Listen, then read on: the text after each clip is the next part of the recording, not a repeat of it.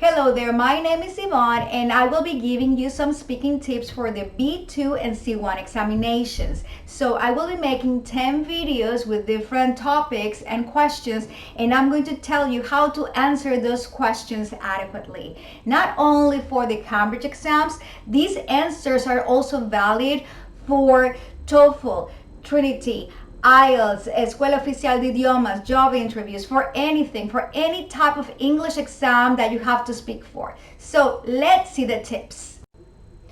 Tip number 1, practice. Practice and practice. So download questions from past exams. Look through your book and see, okay, so this is the speaking section. So let's see, if I had this question, how would I answer it in the exam? Think about the vocabulary that you're going to be needing for that question. If you don't have a teacher to correct you, a thing that you can do is record yourself, right? And see your mistakes. Because, hey, you're taking B2C1, so you have to be able to make corrections. Number 2, time yourself. You know, the different exams have different lengths. So some exams require 30-second answers, some of them require 1 minute. You have to be able to fulfill the time limit. Number 3, when you practice, you're gonna feel self-confident, right? But you also need to focus on the intonation. You have to be able to speak clearly and coherently, and you have to be able to use a variety of different vocabulary and grammatical structures. Number 4, never, never, ever remain silent or say, well, I don't know. If you really don't know the answer or you don't understand what the examiner is saying, you can say, can you repeat the question? Or if you don't really, you go blank, a piece of advice that I can give you is say this. That's a very interesting question. I have never thought about that, but now that you're asking, the first thing that springs to mind is, no, and you have been speaking like 10 seconds there. The examiners just want you to talk, okay? Number 5, don't ever go off topic. If the examiner is asking you about your hobbies, don't answer something about the weather. And number 6, you have to be able to speak until the examiner tells you, thank you. The examiner will stop you. So don't worry. You have to be able to talk. In the exam, you have to talk and talk and talk about the topic. Tip number 7, answer your answers in complete sentences, long sentences. Never only in one word. Never say yes, no. Do you like cooking? No. Okay, always say no, because the examiner is expecting you to talk. It's a speaking exam, remember? Very good. So the 10 topics we are going to be seeing are, number 1, hometown. Number 2, family, friends, and relationships. Number 3, hobbies and free time. Number 4, traveling. Number 5, let me see, number 5, education. Number 6, employment. Number 7, it's celebrations, customs, traditions, and food. Number 8 is the environment.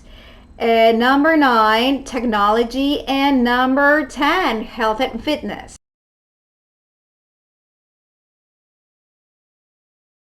First topic that we're going to be seeing is hometown. A very typical question that the examiners ask is, where are you from? So a bad answer is here.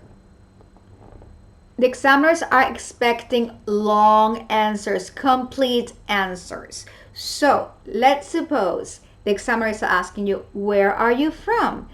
And let's suppose you're from here, from Oviedo. And you can say, well, I'm from here, from Oviedo. I was born and raised in Oviedo. I have been living all my life here.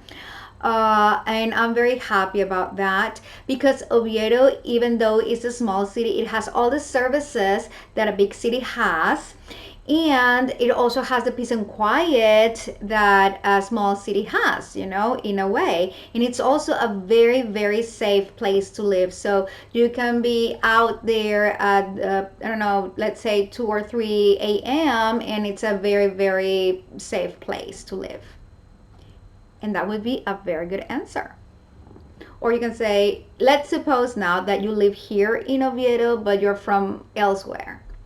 And you can say, well, currently I'm living here in Oviedo. However, I'm from Madrid. Cutting the long story short, my dad got a job offer here in Oviedo. So that's why we came here 10 years ago. And I consider Oviedo my hometown because I was raised here, even though I was born in Madrid.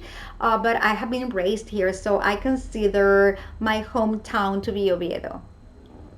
And that would be a very good answer too. Okay, question number 2. It says, what do you do here or there, right? So what really the examiner wants to know, or what the examiner is really asking you, is if you are studying or working, So if let's suppose that you're a high school student, and you can say, well, currently I am in my second year of high school. I'm studying the biological high school because I want to become a physicist.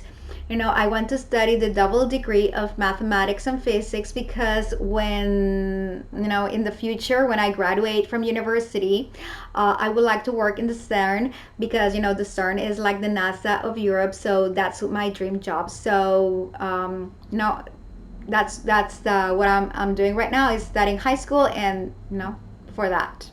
That could be a good answer. The examiner is trying to know what you're doing. Question number 3. If there could be anything that you can change about your hometown, what would it be? So if I had this question, and let's suppose we're talking about Oviedo, I would say something like, even though Oviedo is very charming and it's a very nice city to live in, I think it's not very well communicated with the rest of Spain and Europe in terms of traveling. For example, if you want to go to the Basque Country, there is no direct train to go there. Or if you want to go to Paris, for instance, you have to go to Madrid by train or driving, and in order to take a plane in Madrid, in order to go to Paris. So that's something that I would like Oviedo to have, like more connecting flights, or more flights or trains to connect with Spain and Europe.